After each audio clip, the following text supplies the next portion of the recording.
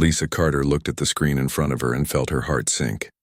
The words on her tablet were clear and simple, but they hit her like a punch to the stomach. Her application for combat missions had been denied again. She had been the best pilot in her class at the academy. She had scored perfect marks in every test. She could fly circles around most of the male pilots in her unit. But none of that seemed to matter now. She sat in the corner of the pilot briefing room and read the rejection letter one more time. The official reason was always the same. They said she did not have enough combat experience. But Lisa knew the real reason. Ever since the tall silver aliens called the Zephyrians had come to Earth 6 months ago, everything had changed. They said they wanted to help humanity fight against their enemies in space. They brought advanced ships and weapons that Earth could never build on its own.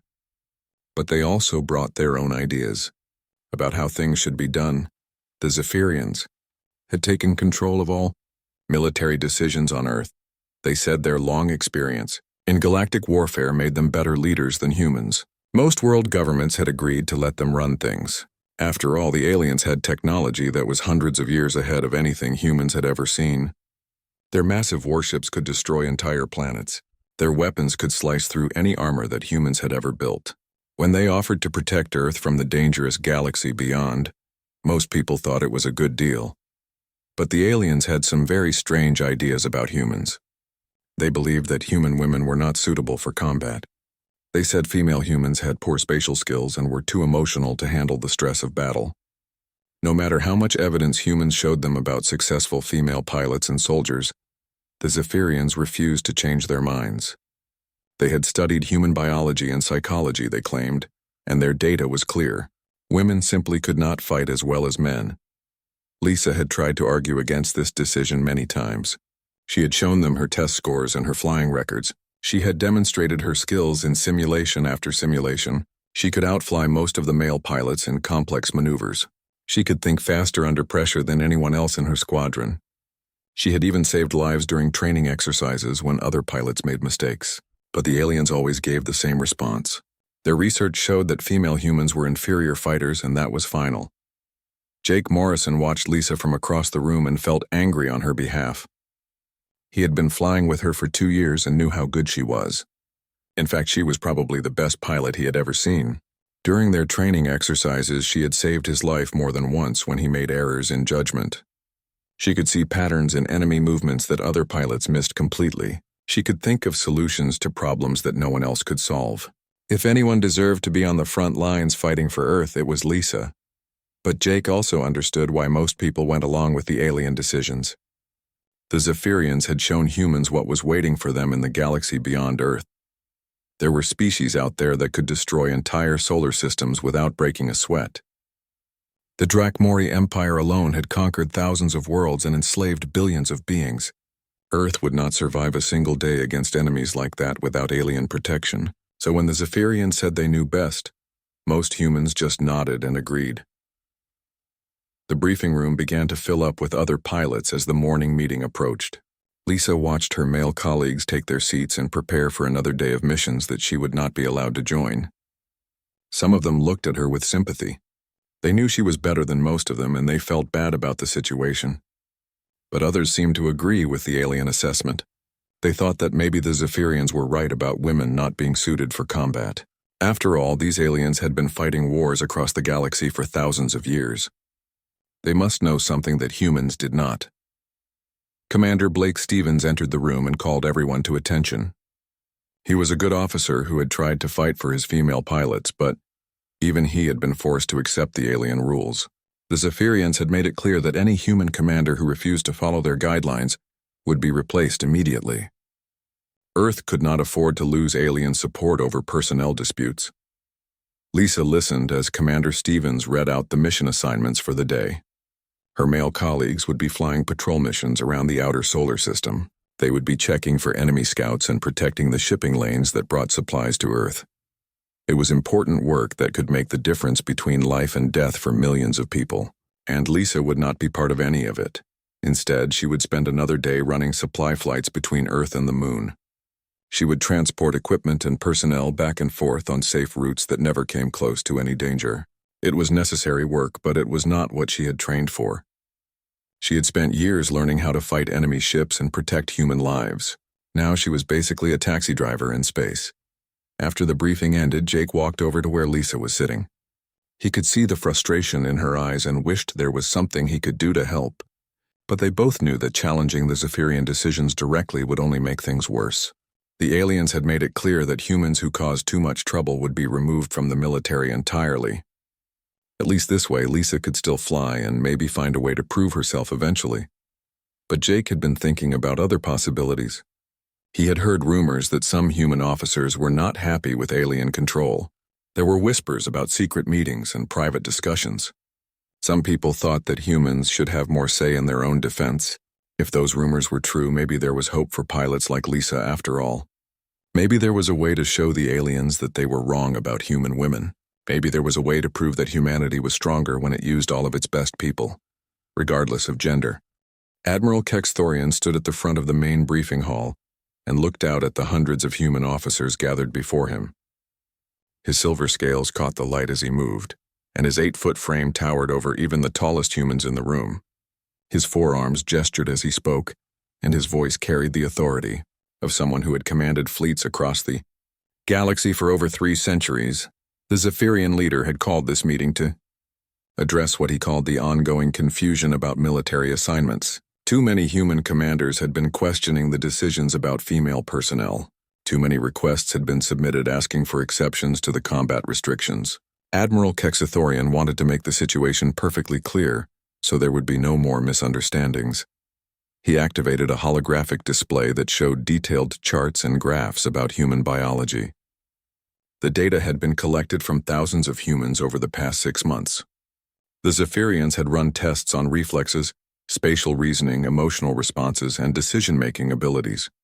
They had measured brain activity during stress situations and analyzed hormone levels during combat simulations.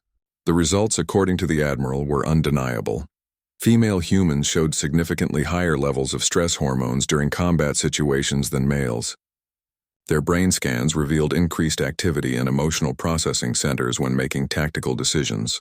Their reaction times were consistently slower in high-pressure scenarios. Their spatial reasoning scores were lower on average than their male counterparts. All of this data pointed to the same conclusion that the Zephyrians had reached about dozens of other species across the galaxy. Admiral Kexthorian explained that evolution had shaped different genders for different roles in most intelligent species. Males were typically designed for hunting and fighting, while females were designed for nurturing and protecting young. This was not a judgment about worth or value, he insisted. Both roles were essential for species survival.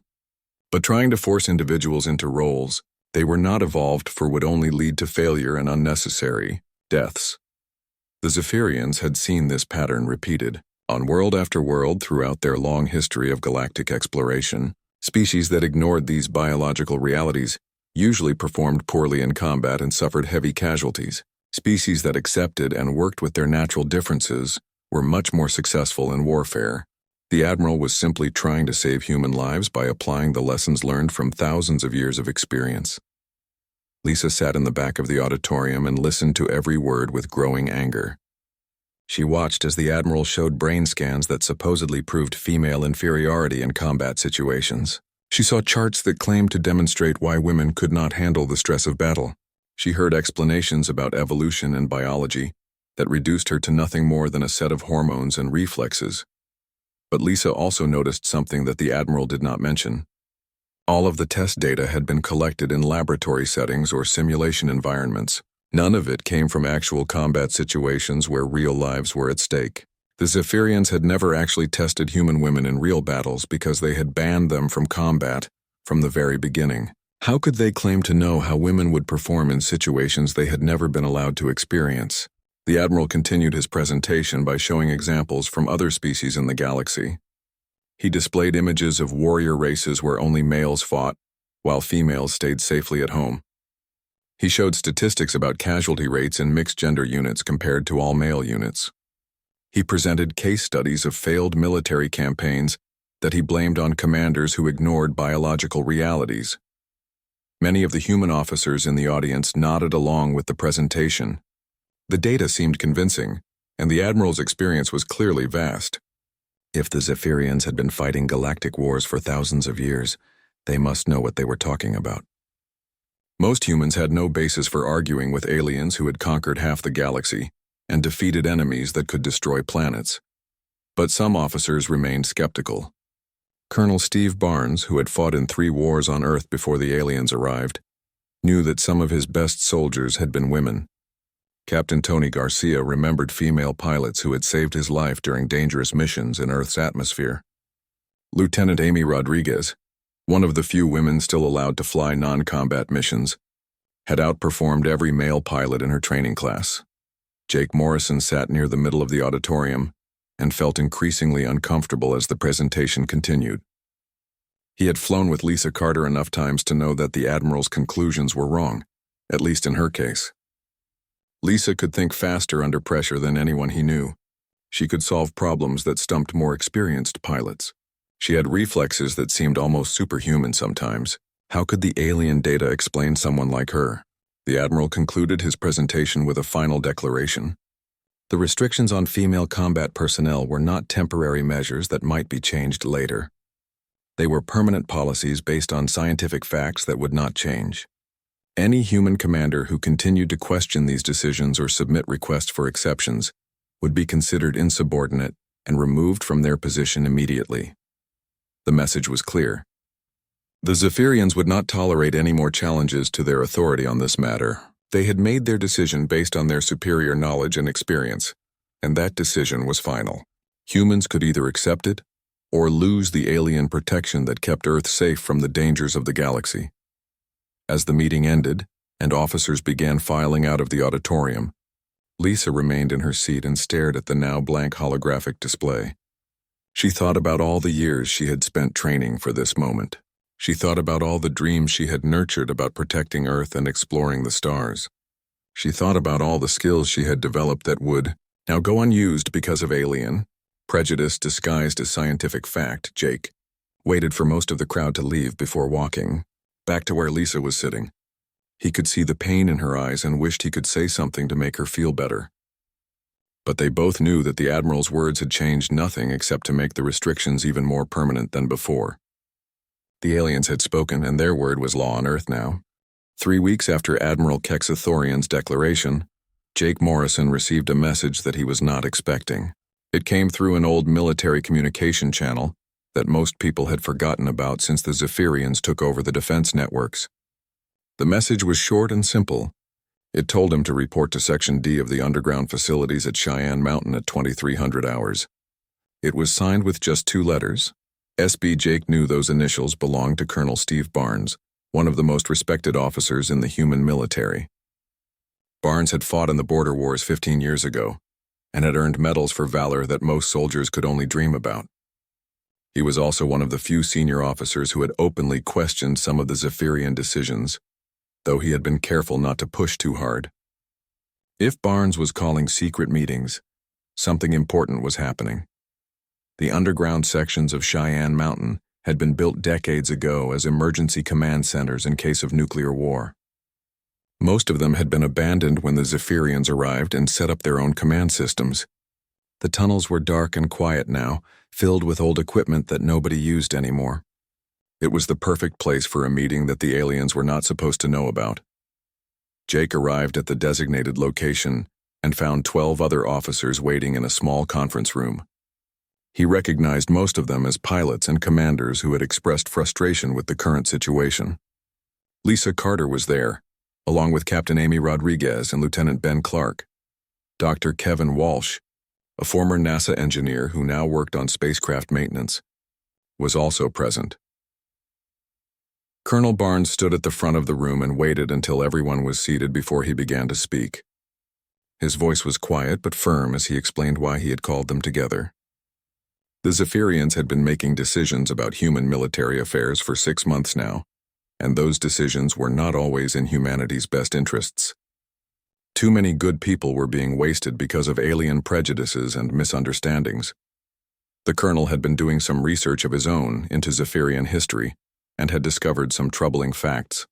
The aliens claimed to be protecting Earth from the Drakmori Empire and other galactic threats. but their own records showed that they had made similar protection deals with dozens of other species over the centuries. Many of those species had eventually been absorbed into the Zephyrian Empire or had disappeared entirely from galactic records. Barnes suspected that the Zephyrians were not really interested in protecting Earth for humanitarian reasons.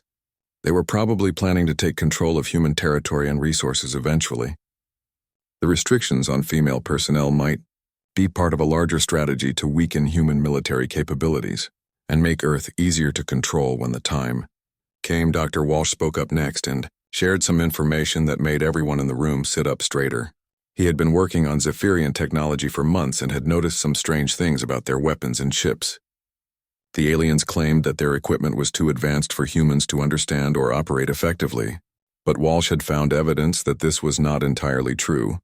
The doctor had been secretly modifying some of the older human fighters with technology salvaged from damaged Zephyrian equipment. He had discovered that human reflexes and intuition could actually work better with certain alien systems than Zephyrian biology could. The aliens were larger and stronger than humans, but they were also slower and less adaptable. Human pilots might actually have some advantages that the Zephyrians did not want to acknowledge. Lisa listened to all of this with growing excitement. For the first time in months, she felt like there might be hope for change.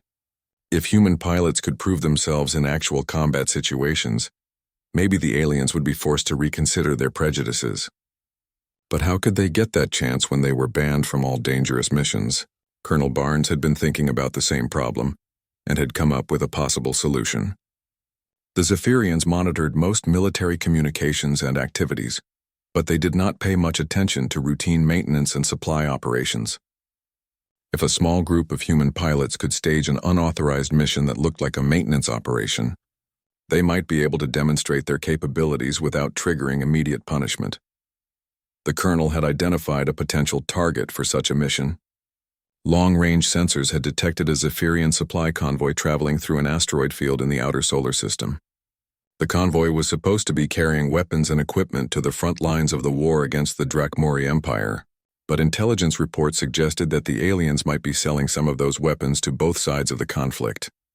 If a human team could intercept that convoy and gather evidence of illegal weapons trading, they would accomplish two important goals. They would prove that human pilots could handle dangerous combat situations, and they would expose potential Zephyrian corruption that could change the political situation on Earth. It was a risky plan that could result in court-martial proceedings for everyone involved, but it might be their only chance to make a difference. Dr. Walsh explained that he had been working on modifications to several F-22 fighters that would make them suitable for space combat operations. The changes included improved life support systems, enhanced engines for space maneuvering, and stealth technology that might help them avoid detection by Zephyrian sensors. The modified fighters would not be as advanced as alien ships, but they would be fast and maneuverable enough to complete a reconnaissance mission. Jake looked around the room at the other pilots and saw determination in their eyes. They all knew that this plan was dangerous and probably illegal, according to current military regulations. If they were caught, they would likely be discharged from the service and possibly imprisoned.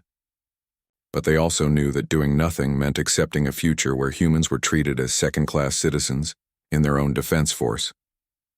Lisa was the first to volunteer for the mission. She had been waiting for a chance like this ever since the aliens had grounded her, and she was not going to let it pass by. Amy Rodriguez and Ben Clark quickly volunteered as well, followed by Jake and 3 other pilots. They all understood the risks, but they also understood that someone had to take a stand for human dignity and capability. Colonel Barnes looked at each volunteer carefully before giving his approval. He knew that he was asking them to risk their careers and possibly their lives for a chance to prove a point. But he also knew that the current situation could not continue indefinitely. If humans were going to have any say in their own future, they needed to prove that they were worth listening to. 2 weeks of secret preparation had led to this moment. Lisa Carter sat in the cockpit of her modified F-22 fighter and ran through the final system checks one more time. Dr. Walsh had done incredible work adapting the old Earth fighter for space operations. The life support system could keep her alive for 8 hours in vacuum. The enhanced engines could accelerate and maneuver in zero gravity, almost as well as the alien ships. Most importantly, the new stealth coating might make her invisible to Zephyrian sensors. The mission briefing had revealed more details about their target than Colonel Barnes had initially shared.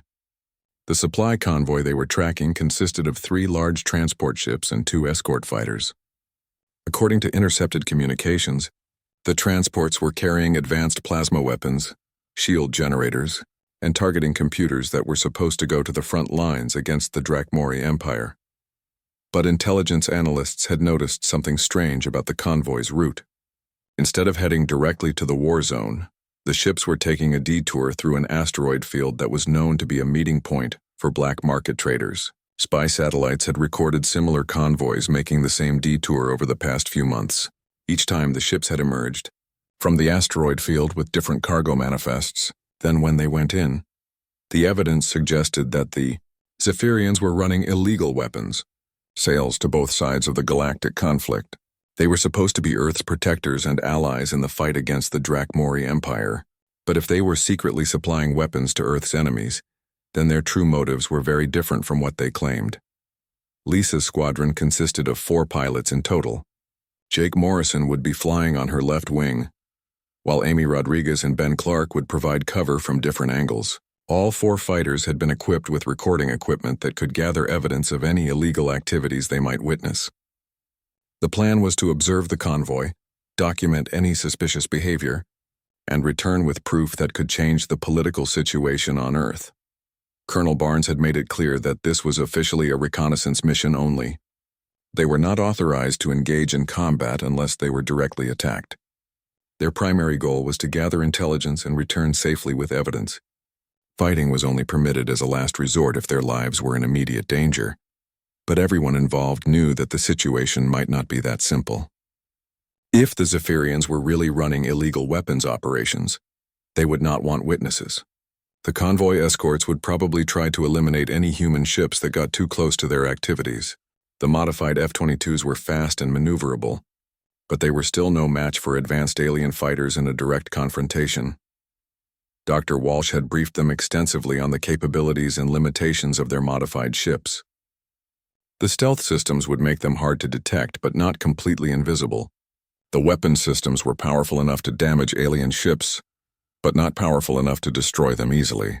Their best advantages were speed, maneuverability, and the element of surprise. The asteroid field where the convoy was headed was located about 6 hours away from Earth at maximum acceleration.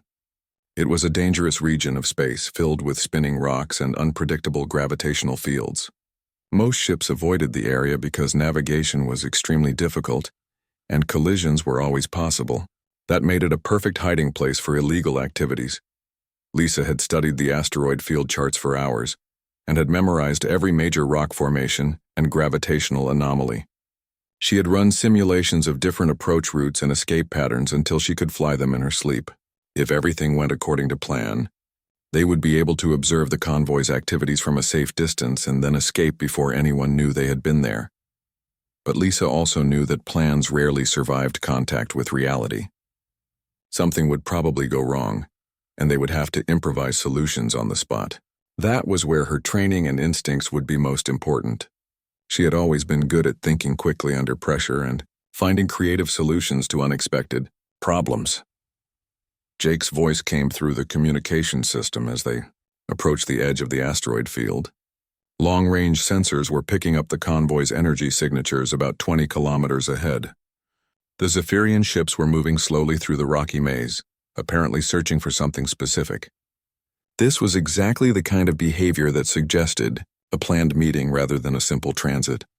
Amy Rodriguez reported that her passive sensors were detecting other energy signatures deeper in the asteroid field. There were at least 2 additional ships hiding among the rocks, and their energy patterns did not match any known Zephyrian designs. The hidden ships were probably the buyers that the convoy was planning to meet.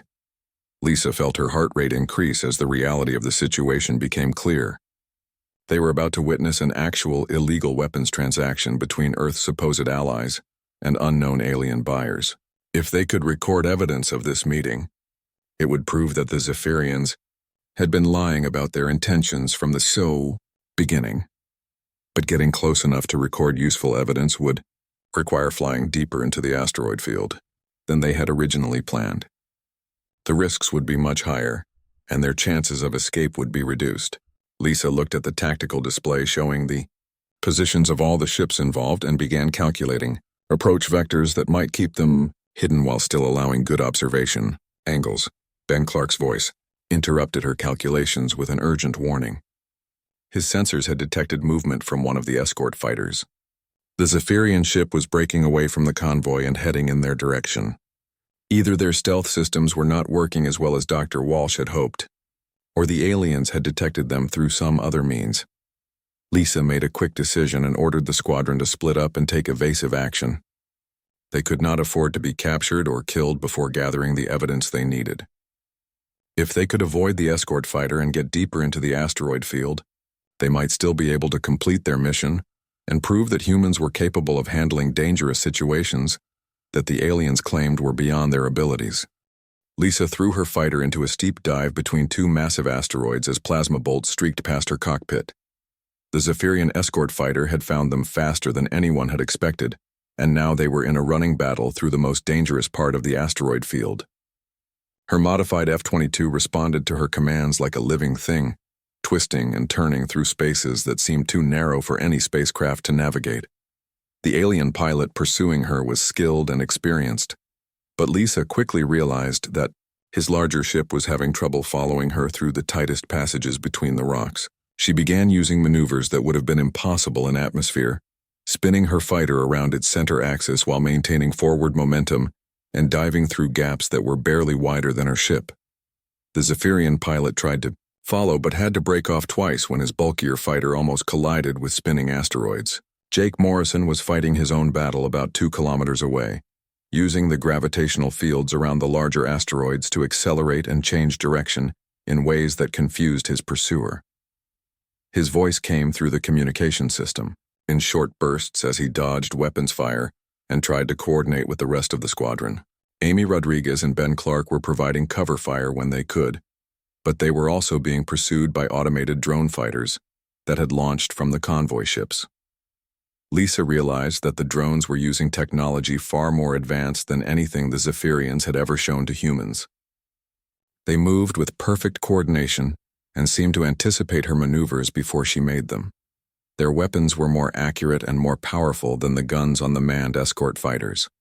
This was military equipment that the aliens had been keeping secret from their human allies. But the drones also had a weakness that Lisa spotted after several minutes of evasive action. They were programmed to avoid collisions with the asteroids at all costs, which made them predictable in certain situations. When she flew directly toward a spinning rock and pulled away at the last second, the drones would always break off their pursuit early to avoid any chance of impact. She began using this pattern to gain temporary advantages and line up shots at the convoy ships. The weapons transaction that they had come to observe was still taking place deeper in the asteroid field. Lisa could see the energy signatures of the meeting ships on her tactical display, and her recording equipment was capturing everything that happened. The evidence they were gathering would prove that the Zephyrians were selling advanced weapons to unknown buyers, but only if they could survive long enough to get that evidence back to Earth. Commander Velteron watched the engagement from his concealed observation ship and found himself impressed despite his preconceptions about human pilots. The female fighter pilot was demonstrating skills that he had never seen before, using maneuvers that would have been impossible for Zephyrian pilots to execute. Her ship was smaller and more maneuverable than anything in his fleet, and she was flying it with a precision that seemed almost supernatural. The human pilot was using the asteroid field itself as a weapon, bouncing energy blasts off reflective rock surfaces to hit targets that should have been impossible to reach. She was calculating gravitational interactions in her head and using them to accelerate and decelerate in ways that saved fuel and increased her tactical options. Most remarkably, she was improvising new maneuvers constantly, never repeating the same pattern twice. Lisa's weapon systems locked onto one of the automated drones and fired a concentrated burst that overloaded its shields and sent it spinning into an asteroid. She immediately rolled to avoid return fire from its partner and dove toward the convoy ships. Her recording equipment was gathering detailed information about the illegal weapons transfer, but she needed to get closer to capture the identification codes of the buyer ships. Jake's voice crackled through the communication system with an urgent warning. His fighter had taken damage to its port engine, and he was losing maneuverability rapidly. The Zephyrian escort was closing in for what would probably be a killing shot. Lisa had to make a split-second decision between completing her mission and saving her wingman's life. She banked sharply and accelerated toward Jake's position, leaving herself exposed to fire from multiple enemy ships. Her tactical computer warned her that she was flying into a crossfire situation with almost no chance of survival. But Lisa had never been good at accepting impossible odds. She activated her ship's emergency power systems and pushed her engines beyond their safety limits. The modified F-22 shot through the asteroid field like a missile, weaving between rocks and energy blasts with movements that seemed to defy physics. Lisa reached Jake's position just as the Zephyrian escort was lining up for its final attack. She fired everything she had at the alien ship and managed to damage its weapon systems enough to force it to break off its attack.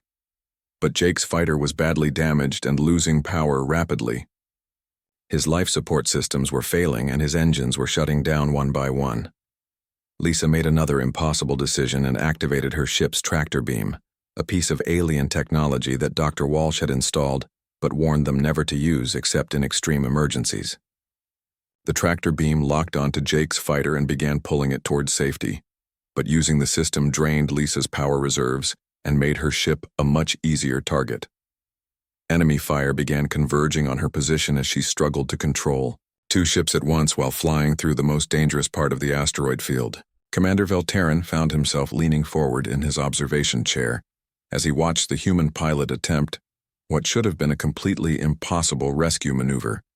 She was using her tractor beam to pull her damaged wingman through a narrow passage between two spinning asteroids while under fire from 3 different enemy ships. The precision required was beyond anything he had ever seen in decades of combat experience. Lisa's ship shuddered under enemy fire as she pulled Jake toward a safe position behind a large asteroid.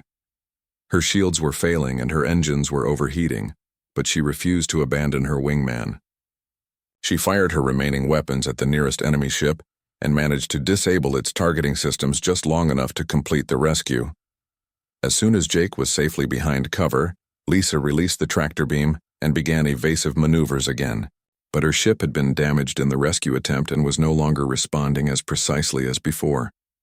The enemy pilot sensed her weakness and began closing in for the kill. It looked like her heroic rescue might have only delayed the inevitable by a few minutes. Lisa's damaged fighter limped through the asteroid field with enemy ships closing in from 3 directions. Her shields were down to 15%, and her port engine was making alarming noises that suggested it might explode at any moment. Jake's fighter was safely hidden behind a large asteroid, but his life support systems were failing and he would not survive much longer without immediate medical attention. Amy, Rodriguez and Ben Clark were fighting their own desperate battles against the automated drones, but they were too far away to provide any assistance. Lisa was on her own against impossible odds, flying a crippled ship through a maze of spinning rocks while enemy pilots tried to finish her off. Most people would have given up or tried to surrender, but Lisa had never been like most people. She studied her tactical display and noticed something that the enemy pilots had probably missed. One of the buyer ships that had been meeting with the Zephyrian convoy was carrying a cargo of unstable plasma charges. If those charges were detonated by weapons fire, the explosion would be large enough to damage every ship in the immediate area. It was a desperate plan, but it might be her only chance to escape. Lisa turned her fighter toward the buyer ship and pushed her remaining engine to maximum power. Enemy fire rained down around her as she accelerated through the asteroid field, using every trick she knew to avoid the incoming plasma bolts. Her ship shook and sparked as near misses overloaded her electrical systems. But she kept flying toward her target with single-minded determination. Commander Velterin watched from his hidden observation ship and realized what the human pilot was planning to do. She was going to try to detonate the plasma charges and use the explosion as cover for her escape. It was a brilliant tactical decision, but the timing would have to be perfect. If she miscalculated by even a few seconds, she would be destroyed along with everything else in the blast radius. The Zephyrian commander found himself hoping that she would succeed.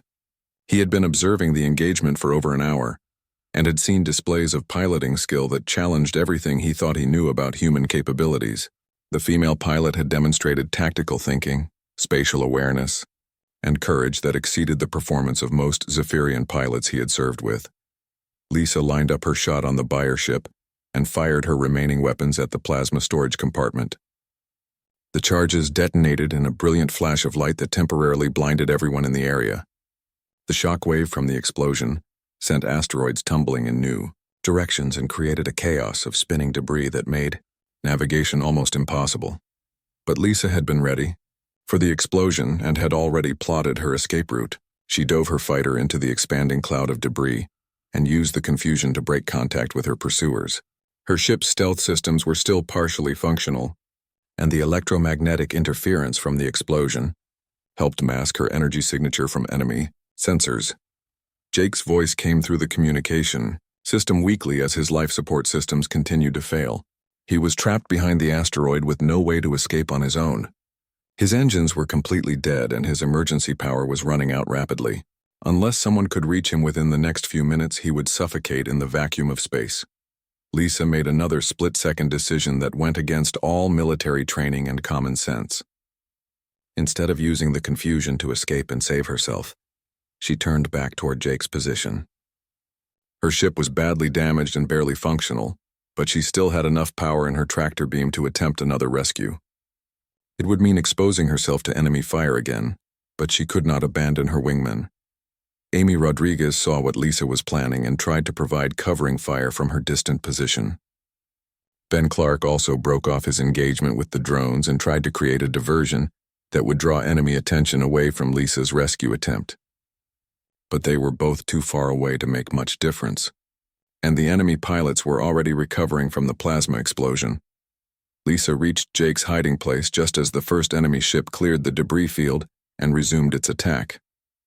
She activated her tractor beam and began pulling his fighter toward a narrow passage between two asteroids that might provide cover during their escape.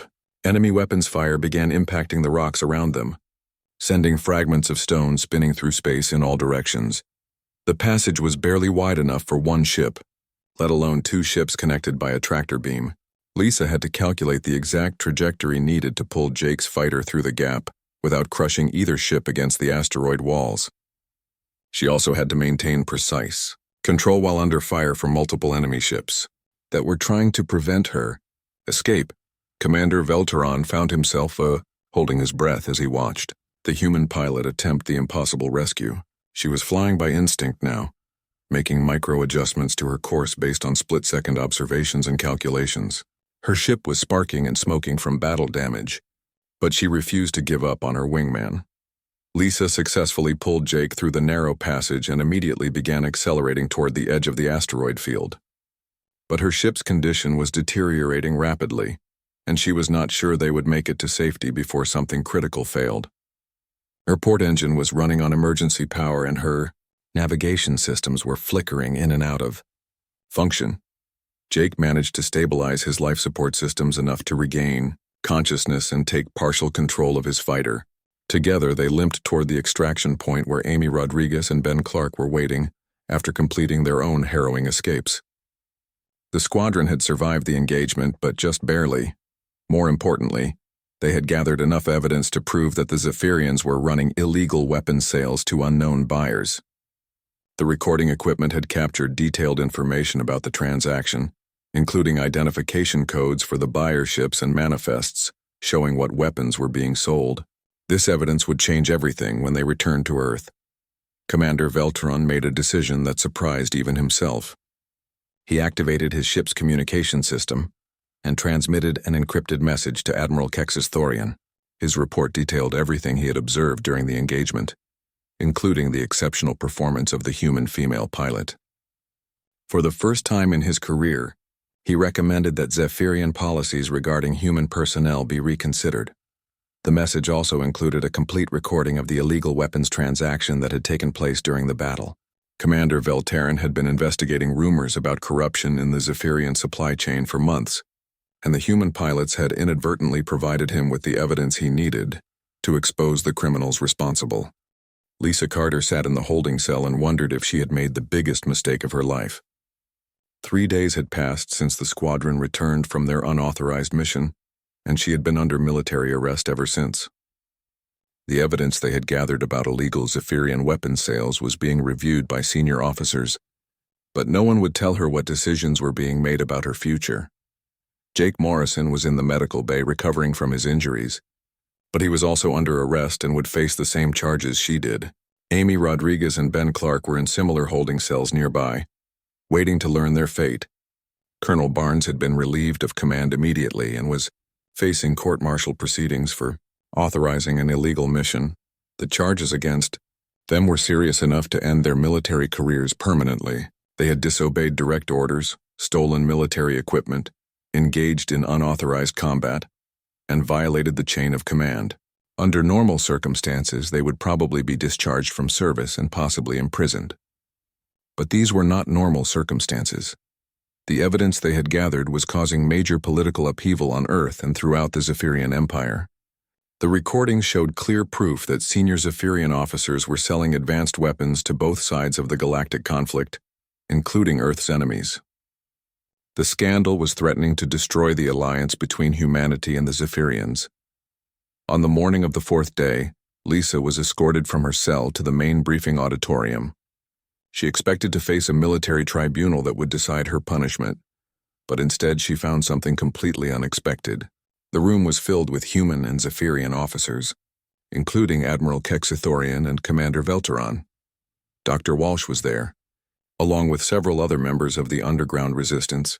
Group Admiral Kexithorian stood at the front of the room and announced that the proceedings were not a court-martial, but rather a formal review of military policies regarding human personnel.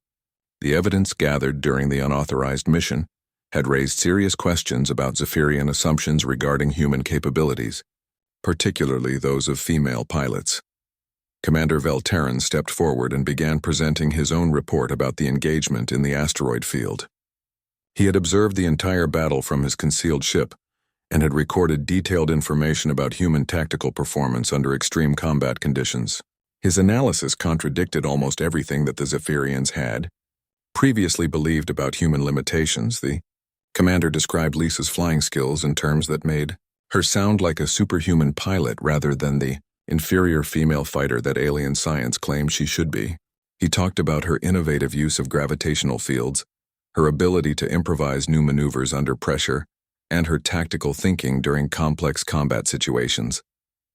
His report made it clear that she had outperformed most Zephyrian pilots he had observed. But the most important part of his testimony concerned the rescue of Jake Morrison. Commander Velteron explained that the precision and courage required for that maneuver exceeded anything he had seen in decades of military service.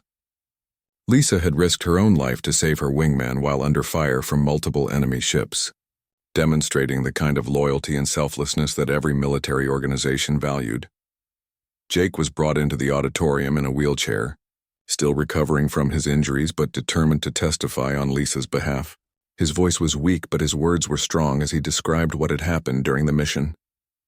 He talked about Lisa's leadership during the crisis and her refusal to abandon him when escape would have been easier. Jake explained that Lisa had saved his life not once but twice during the engagement. First, she had driven off the Zephyrian escort that was about to destroy his damaged fighter. Then, she had used her own ship's tractor beam to pull him to safety through an asteroid passage that should have been impossible to navigate. Without her actions, he would have died in the vacuum of space.